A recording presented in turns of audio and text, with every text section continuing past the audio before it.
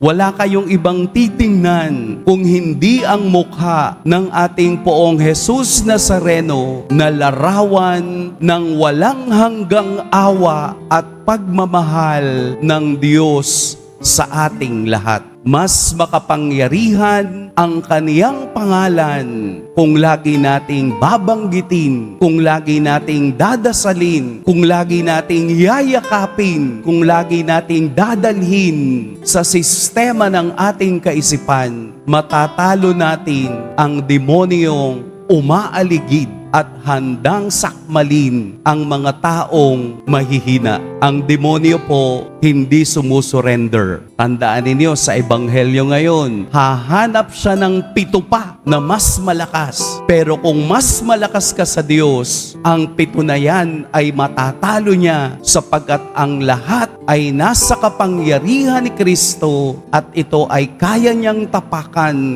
kung ikaw ay maniniwala at yayakap sa kaniyang walang hanggang kapangyarihan. Oras na po para muli nating baguhin ang ating pag-ibig at ang ating paniniwala kay Kristo. Pagpalain tayo ng Poong May Kapal.